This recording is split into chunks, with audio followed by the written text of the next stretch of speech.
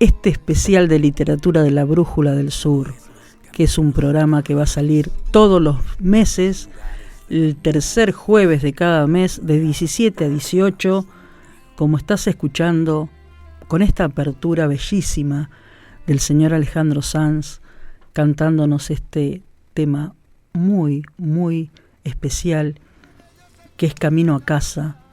Y lo elegimos porque hablar de literatura en un punto es estar en casa, porque es el lugar donde más felices nos sentimos. Aproximación a la obra de Mariana Enríquez. ¿Por qué aproximación? Porque es imposible, al menos para mí, es imposible abarcar en una hora de programa, tal vez menos de una hora, porque vamos a escuchar un par de temas musicales en el medio para cortar un poco esta voz. Es imposible abarcar toda la obra en un ratito.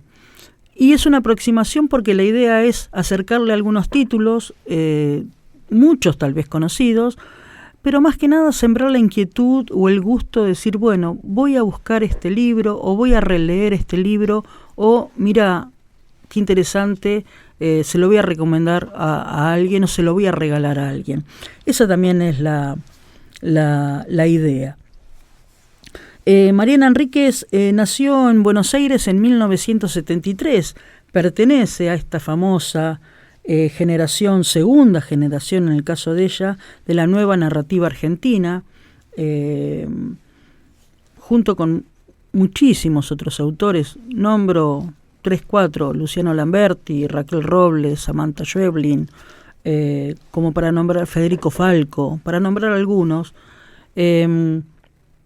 y segunda generación, porque la primera se supone que corresponde a los autores nacidos en la década del 60.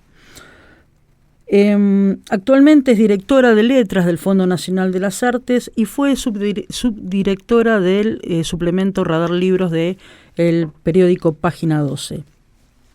Vivió en La Plata un tiempo, un periodo de la adolescencia y un poquito más, donde estudió periodismo en la Universidad de La Plata, y podríamos decir que su literatura es exclusivamente literatura de terror. Para arrancar a hablar sobre ella, preferimos empezar por la novela, no sé por qué, pero bueno. Supongo que es porque lo primero que publica es Bajar es lo peor. Voy a empezar, me siento mi profesor de la facultad Barcia, que cada vez que hablaba un autor mostraba el libro. Siempre que hago esto me acuerdo de él, no lo puedo evitar. Bajar es lo peor es la primera novela que publica Enríquez viviendo acá en La Plata. La publicó en 1995, es una novela que está ambientada en la década del 90,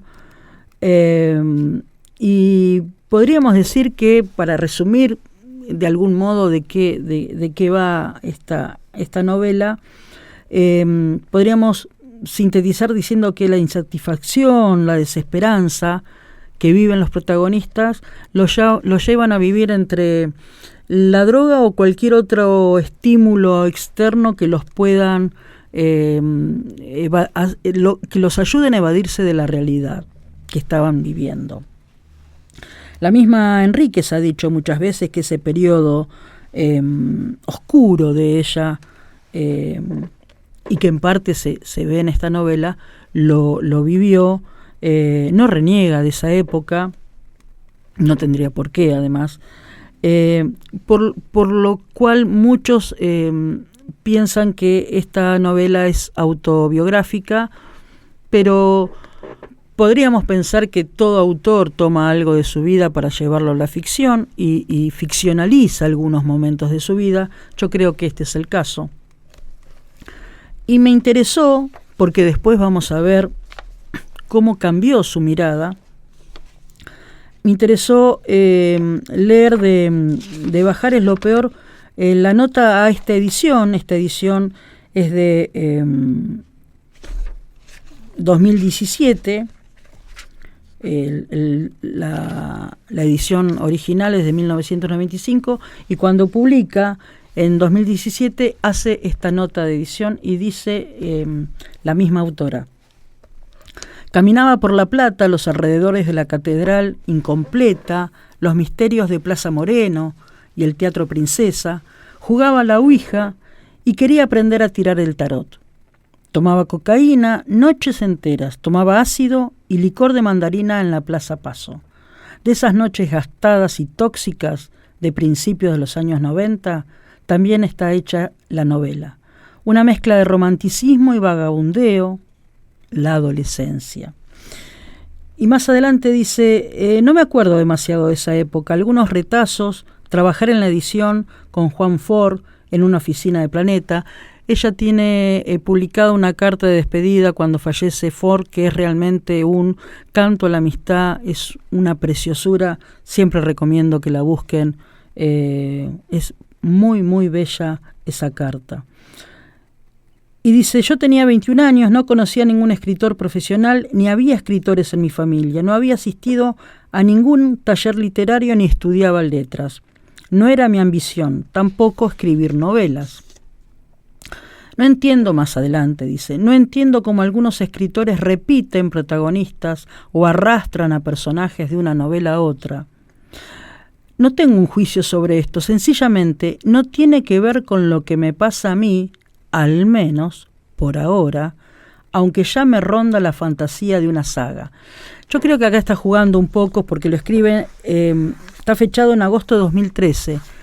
Vamos a ver más adelante cómo hay cruces de cuentos de la propia Enríquez en otros textos, o cruces entre cuentos también. Así que lo que ella suponía que no podía hacer o que no le interesaba hacer en agosto de 2013, cuando fecha esta nota, realmente o lo dice como en una forma irónica o cambia de parecer al poco tiempo, y lo bien que hace. Y el epígrafe de Bajar es lo peor, que es de Nietzsche, dice: quien con monstruos lucha, cuide de no convertirse a su vez en monstruo. Cuando miras largo tiempo un abismo, este también mira dentro de ti. Es una frase famosa de Nietzsche y realmente habla, sintetiza, como todo buen epígrafe, de lo que va la novela. Y si tenemos que hablar de novela, por supuesto, Nuestra parte de noche es la novela de Mariana Enríquez. Se ve bien ahí, Mercedes, porque yo no sé bien, esto es radio, pero bueno, hagamos uso de las cámaras. Nuestra parte de noche la publica en 2019, no hace mucho, gana el premio Herralde del mismo año, y es un argumento simple, si se quiere simplificar, 700 páginas, casi 700 por supuesto. Es lo que le sucede a un padre que viaja con su hijo desde Buenos Aires hasta Iguazú durante los años de la dictadura. Y en medio del clima del gobierno de facto, el padre y el hijo tienen que enfrentar la persecución que sufren de una orden secreta, que esto lo podemos también tomar un poco metafóricamente, si se quiere, que intenta apoderarse del niño porque se lo cree o se supone que es el heredero de los poderes como medium que tiene el padre. A Juan, el padre de Gaspar, así se llama el chico, lo amamos y lo odiamos. Provoca eso en el lector. Y me parece que es tan genial la tapa como síntesis de lo que provoca Juan en los lectores y lo que significa Juan dentro de la novela. La tapa es la pintura del ángel caído de Cabanel, es bellísima, es una tapa realmente despojada de mucho artificio, pero bellísima. Y lo que tiene en particular esta novela, que dentro de la novela al contrario de lo que decía en esta nota en Bajar es lo peor, va a cruzar un cuento de ella, La casa de Adela, que es el primer cuento que yo conozco de Mariana Enríquez, es ese cuento que leyó Gabriela. La casa de Adela está publicado en 2016, así que ella alguna vez en una entrevista dice, necesitaba una casa para la novela. Y claro, yo la casa la tenía, y bueno, me llevé la casa y me llevé también a Adela. No es textual el cuento dentro de la novela, pero la esencia, lo que significa, el fondo de esta Adela está dentro de la novela Nuestra parte de noche, que cubre un capítulo. Es una novela que yo creo que mínimamente hay que leerla 2 veces, mínimamente. Leo algunos pasajes rápidos. Seguramente no creía que la oscuridad iba a reclamarla tan pronto. Desconocía la voracidad de la oscuridad, a pesar de que él se la había intentado explicar tantas veces. A pesar de las veces que la había visto comer, nunca iba a encontrarla ahí. No había nadie. La oscuridad era una coleccionista de huesos. No se dialoga con ella, no se negocia. Y más adelante, otra de las partes que marqué, en el capítulo que se llama La cosa mala de las casas solas, fechado en 1985 y 1986, es donde aparece, es en la parte que aparece el cuento La casa de Adela. Y algo muy interesante de ver, el índice está, como está ordenado, no es cronológicamente, pero es como se sucede en la novela. Hay una ida y vuelta constante del presente al pasado y de un pasado a un pasado anterior. Y si uno se pone a mirar las fechas, podría reorganizar la lectura de los capítulos al modo de Rayuela, si se quiere. Yo creo que no tiene sentido, pero bueno, hay una manera de ordenarlo, pero hay un ida y vuelta constante muy, pero muy interesante. Seguimos con nuestra autora elegida para iniciar este especial de literatura de la Brújula del Sur, con Mariana Enríquez. Ahora vamos a sus cuentos. Vamos con el primer libro de cuentos publicado en 2009, Los peligros de fumar en la cama. Es un libro de cuentos que tiene 12 textos, siempre sobrevolando lo fantástico y el terror, como es toda su literatura. Pero como la buena literatura de género, por debajo de lo fantástico, del terror, siempre se dice algo más. Eso es lo que le da la pauta al lector que está leyendo o está frente a una muy buena literatura. Nuestro interés es alcanzar a mostrar algo, lo que se pueda, acercarnos de alguna manera a la autora. Pero bueno, queríamos comentar por arriba, aunque sea 2 de los cuentos. Elegimos al azar El aljibe y Chicos que faltan. Chicos que faltan, para mi gusto, es uno de los cuentos más geniales que he leído, no solamente de ella, que he leído en general. Es un gran cuento. El aljibe nos muestra, además de esta cuestión de terror que se ve, sí está presente, pero vemos por debajo el desamor, el desamparo, el egoísmo, la falta de empatía por parte de una madre, de una abuela y de una hermana hacia la hermana menor. Eso está clarísimo, que no tienen ningún miramiento para perjudicar a esta niña, para poder salvarse ellas. Está presente durante todo el cuento. Una parte muy breve, porque estoy viendo que el tiempo vuela en esta radio, no sé, que le dan a una maquinita el reloj. Una parte del aljibe, volviendo a lo que ella había escrito en Bajar es lo peor, en esta nota, para esa edición, En una parte dice, no podía ir a la boca porque le parecía por debajo de la superficie del riachuelo negro había cuerpos sumergidos que seguro intentarían salir cuando ella estuviera cerca de la orilla.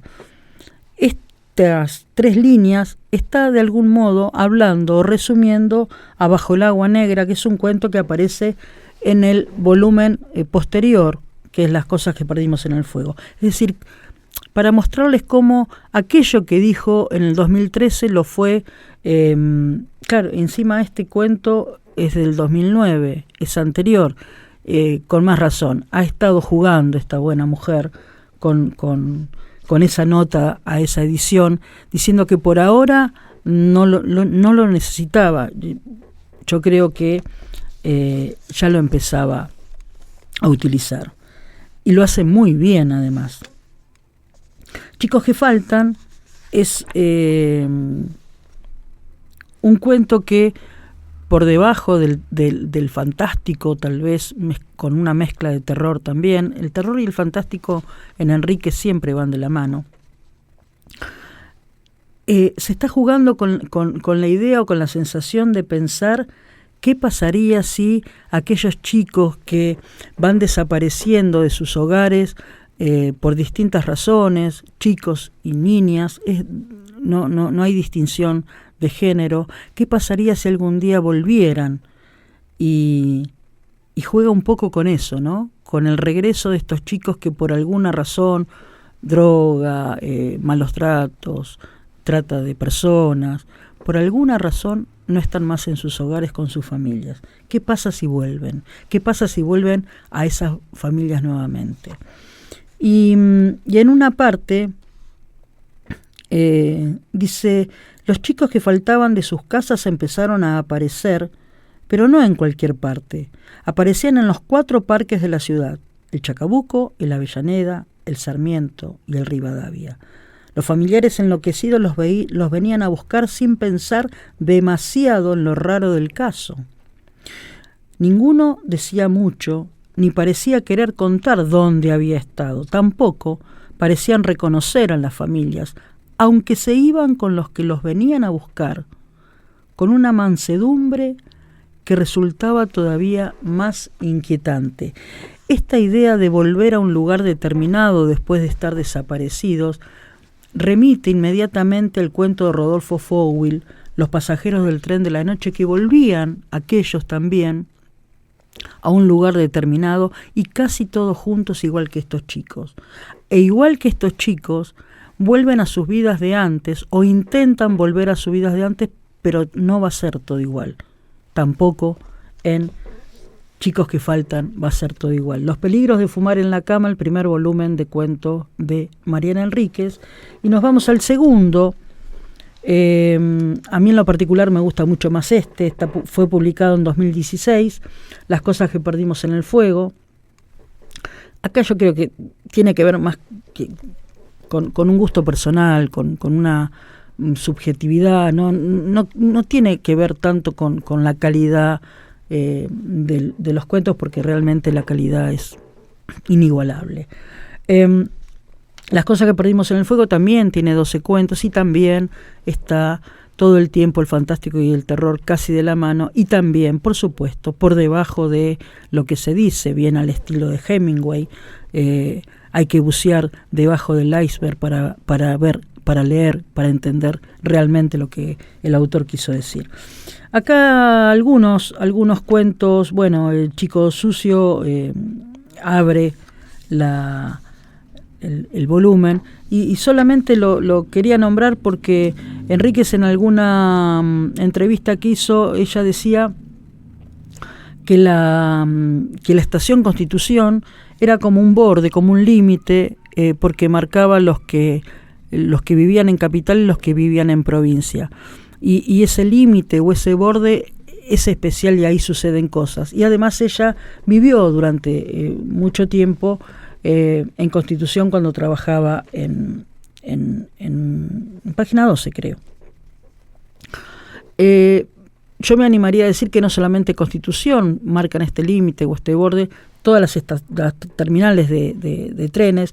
Podríamos pensar lo mismo en Once, o podríamos pensar lo mismo en Retiro. Bueno, pero ella habla particularmente de Constitución. Acá hay un cuento, La Hostería, que lo marqué como para comentar. La Hostería hace referencia a un centro de detención de la época de la dictadura en San Luis, que se conocía como La Hostería, existió realmente, es parte de la historia, de nuestra historia. Y acá hay un juego con lo que tiene que ver con la dictadura, con el fantasma de la dictadura, porque en ese lugar hubo desaparecidos, hubo torturados, entonces está sobrevolando la idea de esa gente, de la gente que ya no está, pero que estuvo y que murió ahí seguramente. Pero también hay una intención, por lo menos para mi gusto, una intención que tiene que ver con un juego de la homosexualidad. Hay una de las chicas protagonistas que está casi segura de ser lesbiana y está casi segura de estar enamorada de su mejor amiga, que es con quien van a esta hostería a cometer una especie de venganza con la dueña, bueno, que forma parte del argumento, que no es nuestra intención contar demasiado. Y hay un momento en que aparecen luces, ruidos de motores, se empiezan a ver por las ventanas como que apareciera toda esta cantidad de movimiento externo que hace que las chicas se asusten. Y el primer pensamiento es sí, tiene que ver con los militares, con los desaparecidos, con el lugar en el que están, pero justamente sucede cuando las chicas iban a acostarse sobre la cama matrimonial recién hecha. Desde afuera llegó un ruido que las obligó a agacharse asustadas. Fue repentino e imposible. El ruido del motor, de un auto, de una camioneta, un volumen tan alto que pero justo se estaban acostando en la cama matrimonial. Así que uno puede leer como le parezca, por supuesto, eso tiene que ver con el arte, con la literatura en especial, pero hay una cuestión ahí interesante para poder sondear.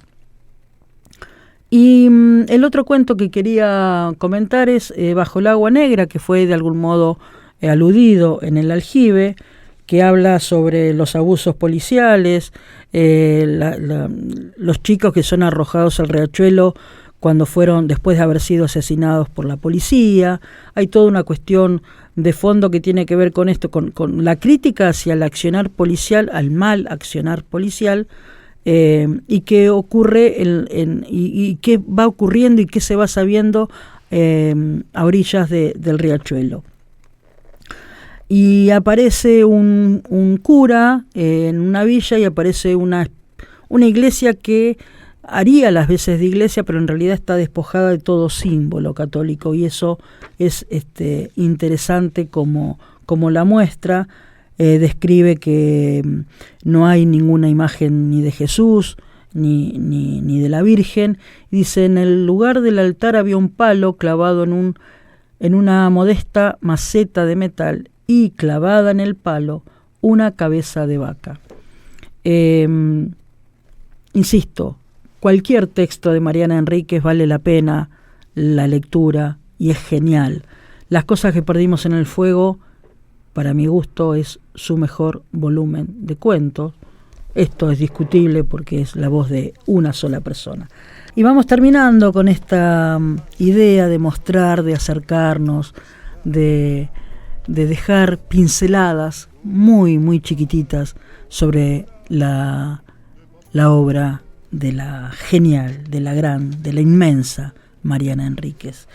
Y no sé si es lo mejor, no sé si es lo peor, creo que no hay nada peor en ella, pero elegí terminar con lo diferente, elegí terminar con la literatura de no ficción de Mariana Enríquez, y elegí hacerlo en primer lugar con Alguien camina sobre tu tumba, mis viajes por cementerios, lleva como subtítulo, lo publicó en 2013, y ella siempre cuenta que cuando le invitan a algún país, a alguna ciudad, para hacer alguna presentación o para lo que fuere, siempre pregunta si tiene cementerio, dónde está el cementerio. Y no es que busca cementerios con tumbas de gente reconocida, escritores, famosos, no. Le gusta recorrer cementerios y le gusta recorrer algunas tumbas de algunos cementerios. Por ejemplo, en este primer volumen, ella siempre dice que va a haber un segundo, todavía no está. En 2009 fue al cementerio de Trevelin, en Argentina. En 2008 visitó un cementerio de Lima, Perú. En 2007 un cementerio en Australia. En 2012 un cementerio en Nueva Orleans, en Estados Unidos. En 2011 un cementerio israelita en Entre Ríos, Argentina. Es decir, que va paseándose, entre comillas, por algunos cementerios. Y este libro lo termina, de hecho, esta es la idea de ella, hacer un segundo volumen.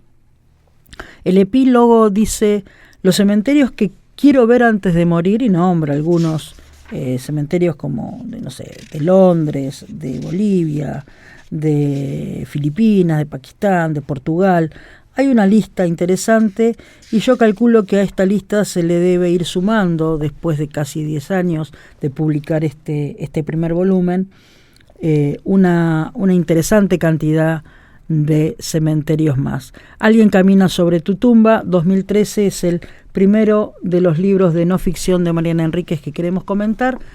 Y el segundo es este pesado, interesante volumen de artículos, retratos, confesiones de Mariana Enríquez. El otro lado se llama, es una edición de 2020, es su anteúltima publicación. En el 2021 publicó El año de la rata con un dibujante mexicano. Ella escribe textos muy breves. Podríamos decir que esta es su última publicación sola, porque en el otro libro está acompañando al dibujante mexicano, cuyo nombre en ese momento estoy tratando de recordar, pero no recuerdo. ¿De qué se trata? Es una edición de Leila Guerriero, una periodista muy admirada y muy respetada por los escritores que también echan mano al periodismo de vez en cuando, como es el caso de Mariana Enríquez. Este libro lo que tiene de particular, que ha publicado en un solo volumen los artículos que fue haciendo publicaciones en distintas revistas o en distintos periódicos. Y lo divide en distintas partes, no son capítulos, pero bueno, son distintas partes. Mundo privado, primera, segunda, tercera, cuarta, quinta parte, y en el medio hay artículos que hablan de bandas de rock, de algunos actores, de algunas películas, es decir, como que va mechando este mundo privado que tiene más que ver con lo personal, con experiencias, con sensaciones más subjetivas. De ahí el título de Mundo Privado. Y el lenguaje es mucho más literario, si se quiere, más cercano a lo literario. Y en los artículos que habla de bandas de música, si bien, por supuesto, sigue respetando un discurso propio de ella, tiene más que ver con un estilo más periodístico, más duro, si se quiere, más menos metafórico, menos poético. En cambio, en las partes que habla de el mundo privado, realmente tiene un encanto especial. Sin querer, porque abrí al azar, si bien está marcada la hoja, pero no tengo ningún papel, justo abrí que en mayo de 2011 escribió un artículo acerca de Alejandra Pizarnik, y si uno se pone a pensar en la literatura, en la poesía, sobre todo en la poesía de Alejandra Pizarnik, podemos encontrar puntos de contacto con la literatura de Enríquez.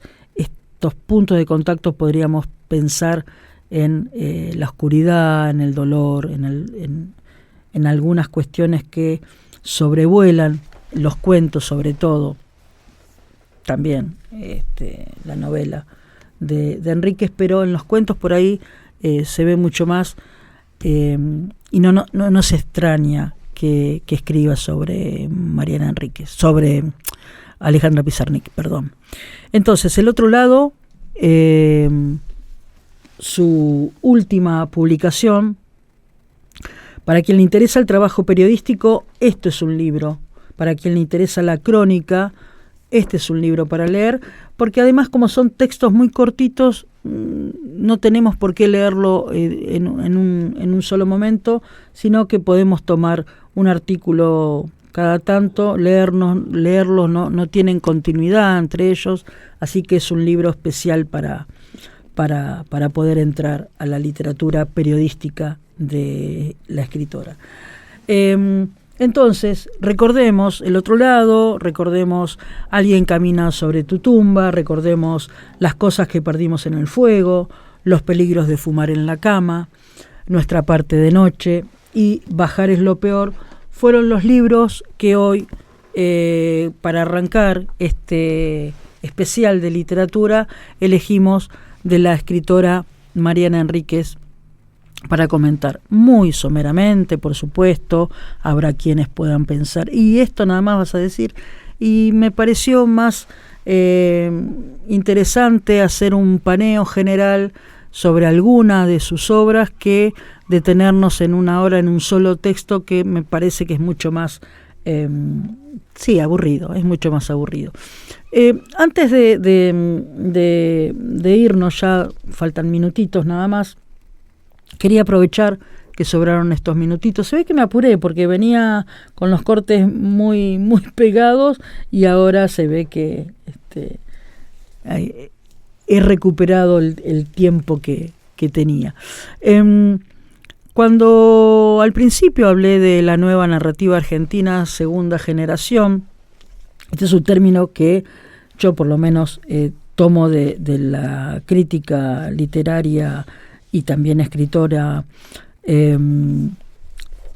Elsa Drukarov, que es quien me parece, por lo menos por lo que yo tengo entendido, es la primera que empieza a hablar de estos temas, de la nueva narrativa argentina, y que es ella la que habla de primera y segunda generación, en un libro muy, muy, muy completo, hasta el 2011 creo que llega, con el análisis y el estudio de estos escritores.